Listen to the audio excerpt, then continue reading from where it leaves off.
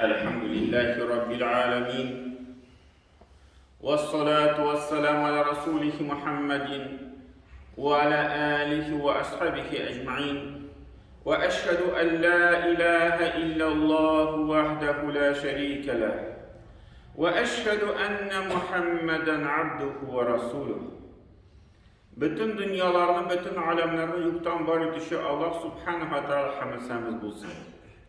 İki dünyaya rahmet bulacağımız Peygamberimiz sallallahu aleyhi ve sellem'e gönül tüllerden çıkan salavat şeriflerimiz ilişsin.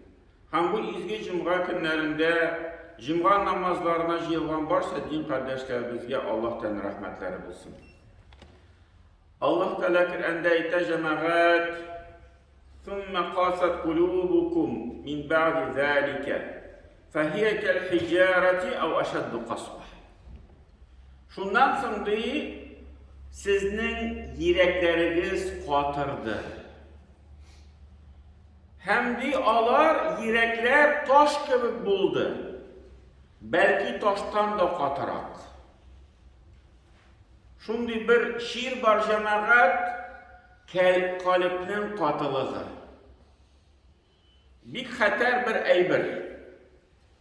Bütün bir ayette Allah Teala ayette وَلَكِنْ قَاسَتْ قُلُوبُكُمْ وَزَيَّنَ لَكُمُ الشَّيْطَانُ مَا كَانُوا يَعْمَلُونَ. Lakin de onların yürekleri katırıp gitti. Hem de şeytan onlara işlegen amellerin bize koydu. Şeytan ardından yerip gittiler şu sebeple. Yürekleri katı bulgan sebeple. Hem Peygamberimiz sallallahu aleyhi ve sellem ayette kişiye de en zor düşken ceza bu dünyada de ol yürekinin katılığı. Eğer de kişi şu tırmışın diri salı barmıyken, eğer de Allah Teala aytgan sözlerini ütemiyken, eğer de din yolundan bararga tırışmıyken, Allah Teala şunday kişiye ceza verir. Nindi ceza? Bu kişinin yüreği katı bular. Şimdi anlara andi kişiye eğitsen de eğitmesen de indi faydası yok. Bu kişinin yüreği katırdı. Hem bütün bir hadiste Peygamberimiz sallallahu aleyhi ve sellem ayette en naşar kalpler düşüldür. Onlardan Allah Teala merhametlikini algan hem bu kalpler en katıdır. Kiminin yüreğinde merhametlik yok, kaysa kişilerge yumuşaklık görsete almayı söz bilen, amel bilen, demek o kişinin yüreği katı. Hem bu bir hadiste Peygamberimiz sallallahu aleyhi ve sellem bizge aytdı, dürüstlükte her bir kişinin teninde bir ip kesegi var. Eğer dedi o ip kesegi isen bulsa, salih bulsa, izgi bulsa, dürüst bulsa, bütün tende şundi halde bulur. Eğer dedi o ip kesegi bozulsa, o vakitte bütün tende şu halde bulur. Ela ve hiyel kalb dedi, dürüstlükte oldu yürek. Bütün nese yürekten tırar. Nindi niyetimiz, nindi dileğimiz, nindi fikrimiz, onlara ol bizning tenimizge çıgar. Nişik kişi naşar fikirlerin taşırsa da gönlünde, eğer de var iken o naşar fikirler gönlünde, sonra irtemi var bir tilge çıkacak. Gamelge kireşek. Barbir o kişiye karata kim turunda naşar uyluy, barbir o kişiye karata naşarlık görsete başlıyor. Düze almayı yok mu emin kümüldegine o kişiye naşar uylayım, karayım, lakin o kümüldegine kalay, yok kalay kalmıyor. Peygamber etti, bozulsa bütün tende bozula. Tilde bozula, kulda bozula, ayakta bozula, bütünsi bozula. Kişinin naşar yapka alıp var. Hem bir hadiste şulay Peygamberimiz sallallahu aleyhi ve sellem mesela dedi bizge timir kugergen kibirdi, yürek de kugeredi. Şunda sahabeler sıravsız kaldırmıyorlar andi meselelerini. Şunda bir sahabe nese sıradı? Ey Peygamberimiz, anı nişiksin şiz tartıp bula. Mine yürekке şunda bir katılık kire başlayır. Bir timir yakka eylene başlayır.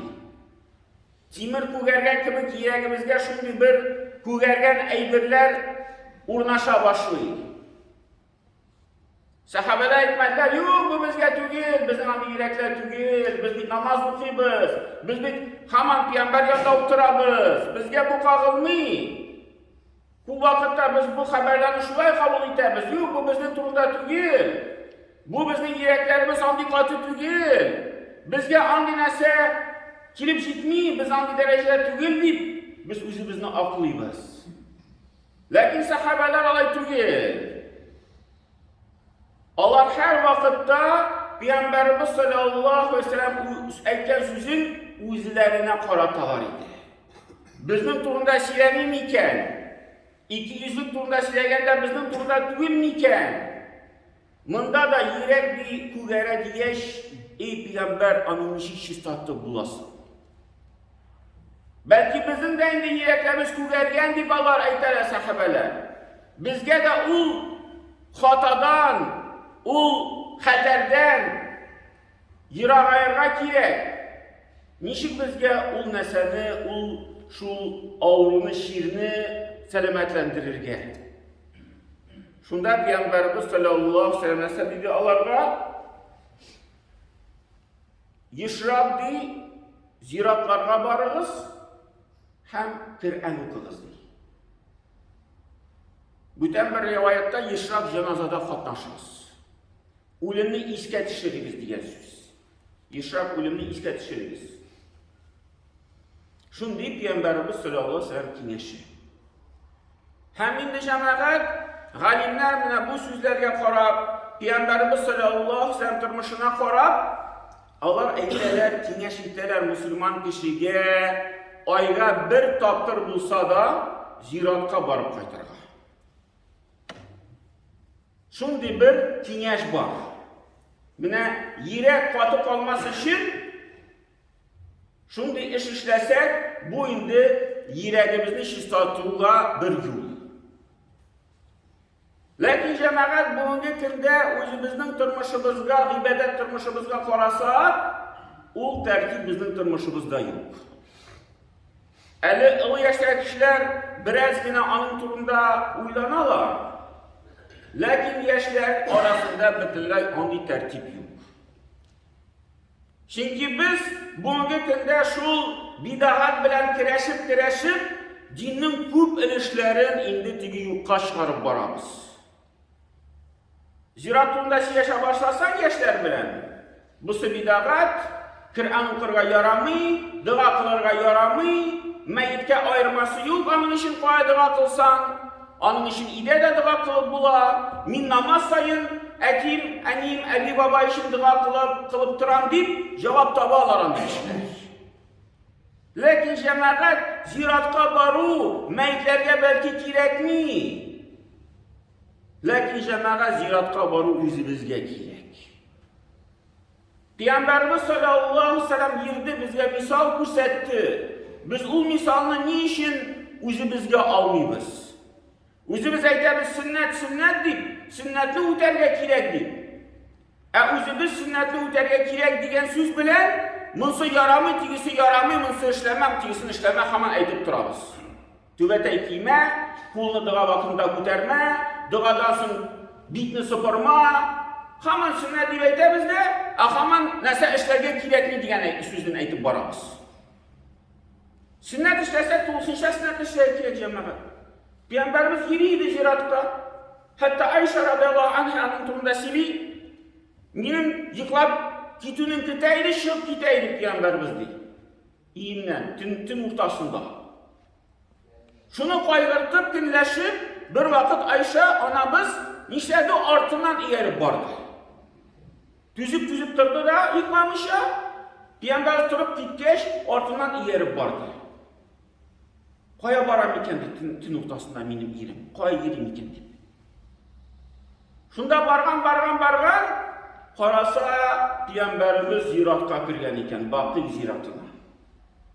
Mine Medine'ye bargaş Allah biz anda kulürsüz.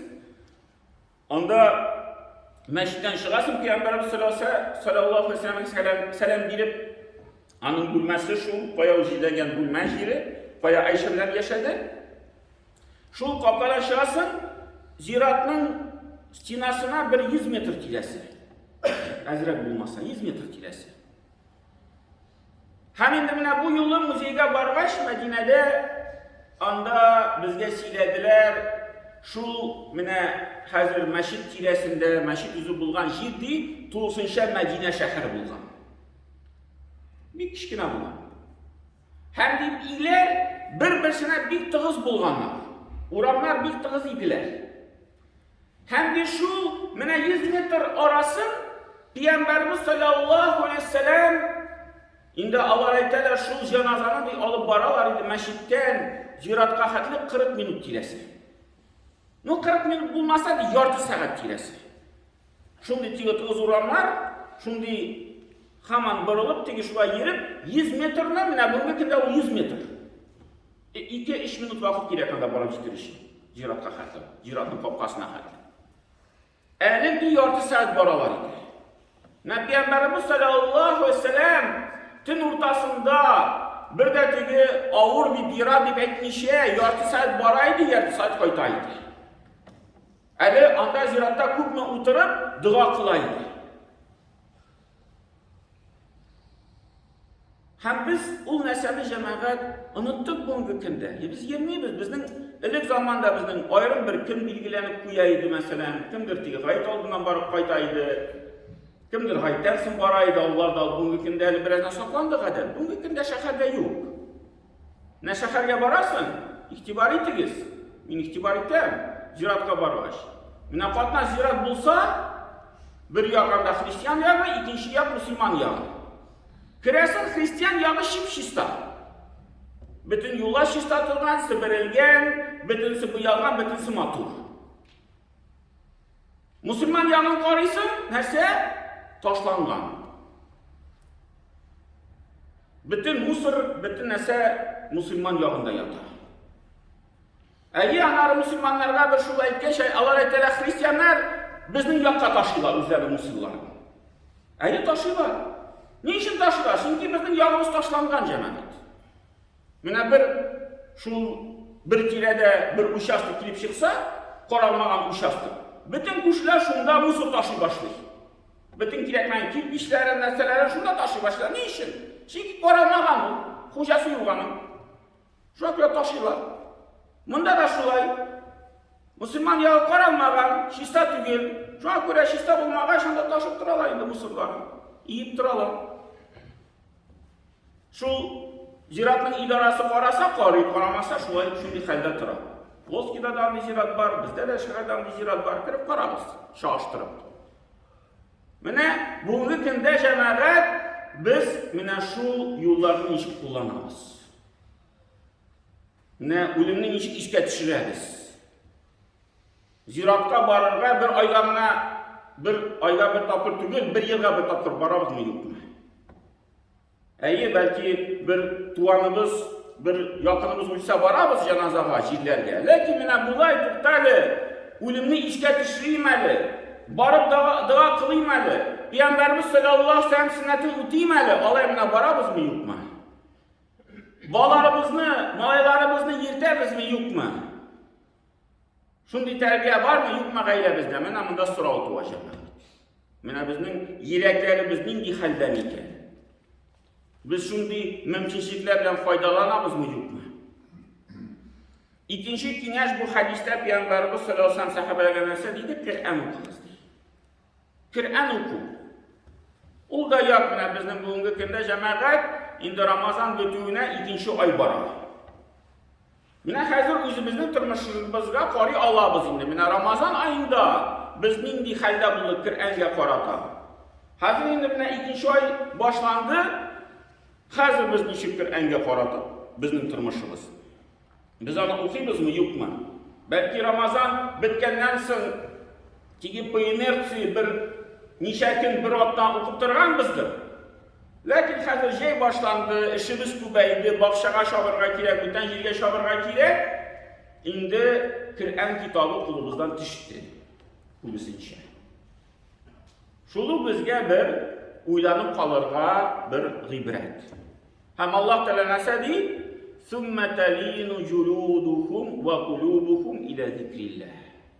Hem de onların tenleri, onların yürekleri yumuşarıp gitedi. Allah Teala'nı iske algaç, hem indi tercüme etkende şu manada Kur'an'ı okugaç. Kur'an ayetlerini işitgeç, kişilerinin, Müslümanlarının tenleri yumuşara. Yürekkine tügül, teni de yumuşara. Çünkü bütün bir masajişka barasın da, o ayta başlığına mında isminin напряжение, tiginden напряжение, ayağında işlemi, anda bilingde işlemi, arkanda işlemi yumuşatırga kirek. Biz eğer de Kur'an'ın manasını bilip, sizip, dürüst etip okusak, bizning bütün şu tendagi напряжение'da, şu çünkü masajist bitiretirgan напряжение'ni ul bizning şu Qur'on o'qib bilan bitirga tegish. Bütün tigi şu tenimiz yumsharib, shunday bir yaxshi holga kirishga tegish. Ham yurakda shunday. Agar da aynı natija yo'q ekan, demak, biz tegishli darajaga erishmadik. Hem bütün bir ayette Allah Teala ayette اَلَّذ۪ينَ آمَنُوا وَتَتْمَئِنُّ قُلُوبُهُمْ بِذِكْرِ اللّٰهِ اَلَا بِذِكْرِ اللّٰهِ تَتْمَئِنَّ الْقُلُوبُ. Allah değil, iman getirgen kişilere koysalar, onların yürekleri değil, Allah Teala iske alı bilen yumşara, tınışlana, tetmeinnu, tınış bula. Emin ki bütün bir yol var, yüreklerini tınışlandır için, Allah Teala'nın iske alıdan başka. Ne bir tane yollar var diye Allah Teala bizden soruyor. Tam bir yol bilesiniz mi, yok mu? Kimdir tabar türlü yollarını. Lakin şu haram yollarga kirip, onları şu gamellerini bitirgenden sonra yüreği tağında katıra. Neticesi tağından aşağı kilip çıkar. Birden bir yol var deyip ya Allah Teala Kur'an-ı Kerim'de şu yüreklerini yumuşatır için, tınışlandırır için o indi Kur'an ayetlerin kubra hukuku, Kur'an'ın kubra hukuku. O indi bizning bir cemaat turmushning bir ulushi bo'lib turarga tegish. Arabchada o'qirga, Totoshada o'qirga, Urushchada o'qirga tarjimalar bor Qur'anni bilirga. Ali bu kunlarda bir shulay kelishganda bir yigit ayta, men bir kishiga da'vat qildim de, kelishdim anar, anlattım de, ham bu meni tirnab oldi da, siri ekan. Qur'onda meni onun turunda şu falan aybir turunda aybir var mı ekan dedi. Qiziqib ketdi de kelishgach. Siri başladı. Meni shunday aybir var mı ekan dedi. Bu yigit aytayotgan men bilmayman dedi. Bu kimga da'vat qilasiz ekan bu yigitdan? Sen endi necha yil namozda, islom dinida? Bu ayta falan yillar, ko'p yillar endi. Ham bu kishi abtirab aytadi, "Nechik endi sen şu kitapga chaqirasiz meni deydi. Kitapda narsa bor ekanligini bilmaysan deydi. U nechik endi bo'larga mumkin deydi. Falan yillar islom dinida. İslam dini turida siylaysan. Ana shundan so'ng Qur'on kitobida mana shu 600 bitta mana onun turunda ma'lumot bormi yo'qmi so'ragach, sen aytasiz men bilmayman. Bu nima ko'rsatkich? Bu biz Qur'onga mana nechik e'tibor etamiz, nechik biz Qur'on bo'yicha yashaymiz. Falan yıllar namazlar okuyuz, meşritte yürüyoruz. Meşritten tuş bulgan kişi sırav birgeç, biz ona cevap bire almıyoruz. Hatta diye anlatıp kına tügel. Neyse turunda anda var iken, hatta var mı yok mu ikenligini bilmiyoruz iken. Bu ayetler onun şu tema boyunca var mı yok mu iken bilmeyişe kalganımız iken. Niçin? Çünkü Kur'an'a ihtibarımız yok. Belki Arapça okuyuz, lakin tercümesi bilen kızıkmıyız. 600 bit küp tügül. 1 yılga küp tügül, 5 yılga, bitirler küp tügül, 10 yılga, kimdir 10 yıl meşritte, namazda yeri. 10 yıl içinde Kur'an'ı okup çıkmadı. Bilmeyi manasını tiyenligin, işteligin bilmeyi Kur'an'ın kişi. Mene o cemaat bizge bir şundi bir deriz bulup durga tiyir. Hem indi bizge Allah Teala'na nasip etsin. Peygamberimiz sallallahu aleyhi ve sellem aytgan sözlerini üter, yüreklerimizni şiş tartıp, indi imanımızını bulup, indi bu dünyada yaşayanda şu din boyunca yaşap Peygamberimiz sallallahu aleyhi ve sellem sünnetlerini üter, indi başımıza da ahiretinde haysına erişirge nasip etsin. Barakallahu lana ve lekum fil Kur'an-ı azim, nefa'na ve iyyakum bil ayati ve zikril hakim. İnnehu huve cevadul kerim ve semi'ul du'a.